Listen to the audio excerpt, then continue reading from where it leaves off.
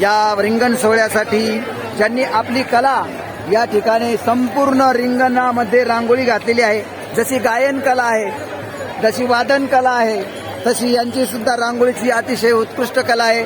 छानसं एवढं सगळं काही क्षणार्धात चित्र रंगवलेलं आहे. असे आमचे कलावंत या ठिकाणी उपस्थित आहे. तर सर, तुमचं नाव काय? माझं नाव सुनील कुंभार. आपण दिंडीत आलात? नाही, मी रांगोळी सेवा द्यायसाठी फक्त आलोय. 2 दिवस झाले. कोणतं गाव?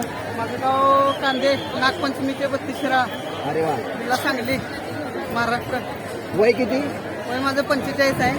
आता ही रांगोळीची संकल्पना तुम्हाला मनात आली का? गेले 30 वर्ष झाले रांगोळी रेखाटतोय. अरे बापरे, तर 30 वर्षापासून रेखाटताय?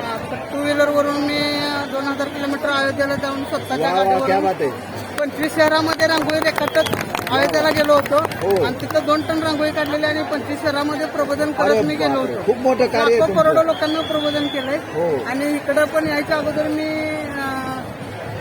जगन्नाथपुरी रथोत्सवला रांगोळीसाठी गेलो होतो 7 तारखेला. आणि वा, तिथून वा. आता इकडे रांगोळी सेवासाठी आलोय. आणि हे रांगोळीचा वेळ कधीपासून आहे? रांगोळी मी गेले 30 वर्ष झाले रेखाटतोय. मग पूर्वी घरासमोर रांगोळी काढायचे का आपण?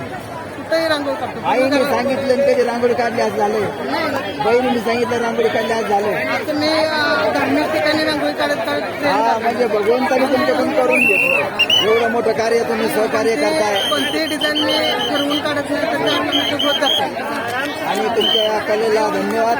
आणि या रिंगण सोहळ्यात सगळ्यात महत्त्वाचं कारण संतांचं माहेर घर आहे. संतांनी एवढं मोठं कार्य केलंय, त्यात तुम्ही या रिंगण सोहळ्यात संतांचं वाङ्मयासाठी एवढी सेवा दिली, ही सगळ्यात 1 नंबरवर आहे.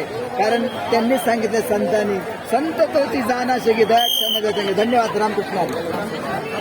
रामकृष्ण हरी. या ठिकाणी आपण उत्कृष्ट रांगोळी काढणारे म्हात्रे आपल्यासमोर उभे होते, त्यांची मुलाखत आपण घेतलेली आहे. धन्यवाद.